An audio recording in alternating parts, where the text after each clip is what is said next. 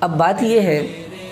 پاکستان جب بنا ہے تو مشترکہ کوششیں ہوتی رہیں، ظاہر ہے اس میں کالج کے اسٹوڈنٹس بھی تھے، تاجر لوگ بھی شامل تھے، دیندار بھی تھے اور دنیا دار بھی تھے، سب لوگوں نے اپنا اپنا کردار ادا کیا، اور علماء کرام کا کردار بھی اس میں بہت زیادہ تھا۔ دیکھیں کسی بھی چیز میں اگر آپ کسی کا کردار دیکھنا چاہتے ہیں تو اس کا آسان طریقہ یہ ہے کہ اس عمل کی ابتدا دیکھیں، انتہا دیکھیں، اس کا درمیان دیکھیں کہ اول آخر درمیان میں کس کس نے کیا کیا کردار ادا کیا ہے، تو اس سے کھل کر بات سامنے آ جاتی ہے کہ اصل لوگ کون تھے جو ان میں کوششیں کرنے والے تھے۔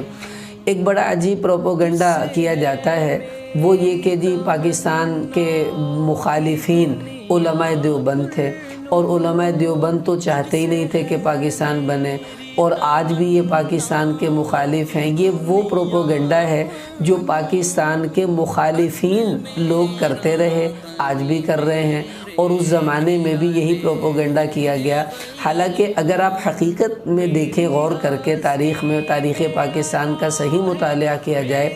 تو آپ کو اندازہ ہوگا کہ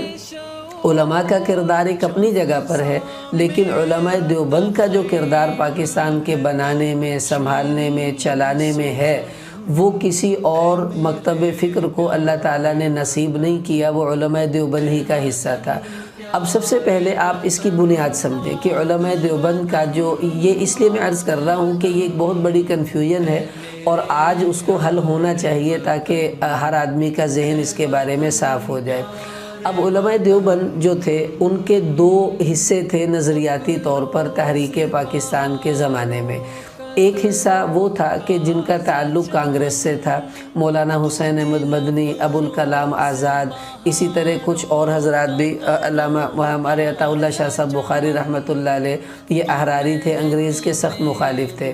تو ان حضرات کا جو رجحان تھا وہ زیادہ کانگریس کی طرف تھا، کیونکہ یہ سب سیاسی علماء تھے۔ آپ آج بھی دیکھ لیں، مثلا سیاسی علماء جو ہیں ان کا کام صرف سیاست کرنا ہے، اور وہ سیاسی بصیرت رکھتے ہیں، سیاسی اتار چڑھاؤ کو سمجھتے ہیں۔ دوسرے علماء وہ ہوتے ہیں جو مدرسوں میں پڑھا رہے ہیں، مسجدوں میں امامت کر رہے ہیں، اور کتابیں لکھ رہے ہیں، دروس دیتے ہیں، عوام میں بیانات کرتے ہیں، اور دین کو پھیلانے کے لیے مشغول رہتے ہیں۔ ان علماء کو سیاست کے اتار چڑھاؤ کا کچھ پتہ نہیں ہوتا، کیا ہو رہا ہے کیا نہیں ہو رہا، اور کیسے سیاست کی جاتی ہے۔ تو اسی طرح علماء دیوبند کے بھی دو حصے تھے کہ کچھ ایسے تھے جو سیاسی تھے، اس میں مولانا حسین احمد مدنی، عطا اللہ شاہ صاحب بخاری اور مولانا ابوالکلام آزاد، یہ حضرات ان میں پیش تھے۔ اور دوسرا طبقہ وہ تھا جو سیاسی نہیں تھا، وہ دینی مذاہب دینی مشغولیت میں اپنے آپ کو لگائے ہوئے تھے۔ اس میں مولانا اشرف علی تھانوی رحمۃ اللہ علیہ، ان کا تدریس ہے، تصوف ہے اور تصنیف، ان شعبوں میں لگے ہوئے تھے۔ مولانا شبیر احمد عثمانی رحمۃ اللہ علیہ یہ مفسر قرآن ہیں، اور مولانا ظفر احمد عثمانی یہ استاذ الحدیث تھے۔ مفتی محمد شفیع صاحب رحمۃ اللہ علیہ یہ دارالعلوم دیوبند کے مفتی ہیں، فتویٰ دیا کرتے تھے۔ یہ وہ حضرات تھے جن کا کام سیاست نہیں تھا، اور نہ ہی یہ سیاسی داؤ پیچ کو جانتے تھے۔ تو ان حضرات کا کام صرف مدرسوں میں رہ کر دین کی محنت اور خدمت میں اپنے آپ کو لگائے رکھنا تھا۔ اب جب پاکستان کی تحریک نے سر اٹھانا شروع کیا اور ہندوؤں نے مسلمانوں کو پریشان کرنا شروع کیا، تو اس وقت علماء کے ہمارے دو نظریات الگ الگ ہو گئے۔ وہ نظریات کیا تھے؟ لوگ یہ کہتے ہیں کہ علماء دیوبند پاکستان کے مخالف تھے، یہ بالکل غلط بات ہے۔ کوئی دیوبند کا عالم پاکستان کے بننے کا مخالف نہیں تھا۔ اصل میں بات کیا تھی کہ پاکستان بننے کا مخالف کوئی نہیں تھا، بلکہ پاکستان کی تقسیم میں اختلاف تھا کہ تقسیم کتنی ہونی چاہیے، کیسی ہونی چاہیے۔ آپ اس کو ایک مثال سے سمجھیں۔ دیکھیں مثلا آپ ایک مکان میں رہتے ہیں، دو بھائی ہیں، اور آپ کا مکان بہت بڑا ہے، اس میں 8-10 کمرے بھی ہیں، اور اس مکان پر ایک تھرڈ پرسن آ کر قبضہ کر لیتا ہے، اور آپ دونوں بھائیوں کو دبا لیتا ہے، آپ کو پریشان کرتا ہے۔ پھر ایک بھائی یہ کہتا ہے کہ ہم دونوں مل کر اس تیسرے آدمی کو مکان سے دفع کریں، اور یہ سارا مکان ہمارا ہے، ہم اس میں رہیں گے۔ دوسرا بھائی کیا کہتا ہے کہ یار ہم کیا لڑ نہیں سکتے، بہت مشکل کام ہے، ہمارا نقصان زیادہ ہوگا۔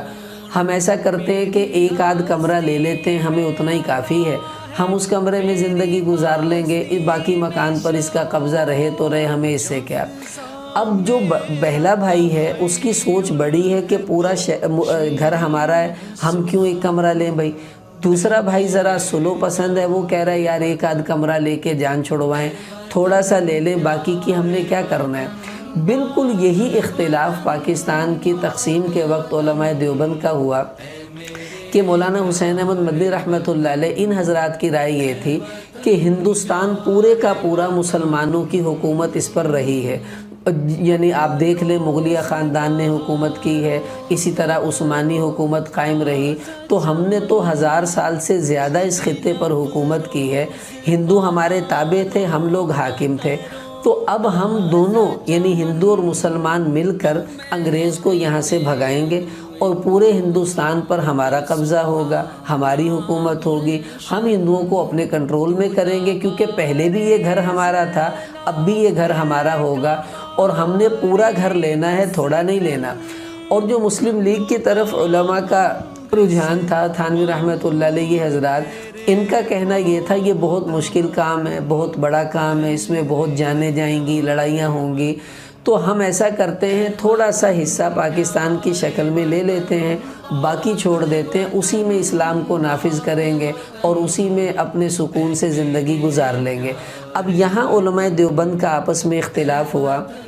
جو حد مدنی کا گروہ تھا وہ یہ کہہ رہا تھا کہ پورا ہندوستان لینا ہے، جو حد تھانوی رحمۃ اللہ علیہ کی طرف علماء تھے وہ کہہ رہے تھے بس تھوڑا سا پاکستان مل جائے، یہ بھی غنیمت سمجھو۔ تو یہ اصل میں اختلاف تھا کہ پاکستان بڑا بننا چاہیے یا چھوٹا بننا چاہیے، یہ اختلاف نہیں تھا کہ پاکستان بنے یا نہ بنے۔ اسی وجہ سے مولانا حسین احمد مدنی رحمۃ اللہ علیہ جب بعد میں پاکستان بن گیا تو انہوں نے بڑی عجیب زبردست مثال دی، اگر کسی کو یہ بات سمجھ میں آ جائے وہ کبھی بھی یہ نہیں کہے گا کہ علماء دیوبند میں سے کوئی بھی پاکستان کے مخالف تھا۔ تو انہوں نے بڑی زبردست بات ارشاد فرمائی کہ دیکھو پاکستان کی مثال مسجد کی طرح سے ہے، مسجد کے بننے میں تو اختلاف ہو سکتا ہے، یہاں بنے یا وہاں بنے، بڑی بنے یا چھوٹی بنے، لیکن جب مسجد بن جائے تو اب ہر مسلمان کا فرض ہے اس مسجد کو محفوظ رکھے، اس کی عزت احترام کو قائم رکھے اور اس کو باقی رکھنے کی کوشش کرے۔ فرمایا اسی طرح پاکستان کے بننے تک تو ہمارا اختلاف تھا کہ پاکستان اتنا بنے یا اتنا بنے اور کہاں بنے اور کہاں نہ بنے، لیکن اب بن چکا ہے تو اب ہمارا کوئی اختلاف نہیں ہے۔ اب پاکستان کی حفاظت ہر مسلمان کی ذمہ داری ہے اور اس کے استحکام میں لگنا یہ ہر مسلمان کی ذمہ داری ہے۔ یہ مولانا حسین احمد مدنی رحمۃ اللہ علیہ کا جو تھا وہ ارشاد تھا پاکستان کے بننے کے بعد۔ اب اس سے آپ کو اندازہ ہو گیا ہوگا کہ علماء دیوبند کے اختلاف کی اصل وجہ پاکستان کی تقسیم تھی کہ کتنی ہو، کیسی ہو، یہ نہیں تھی کہ پاکستان بنے یا نہ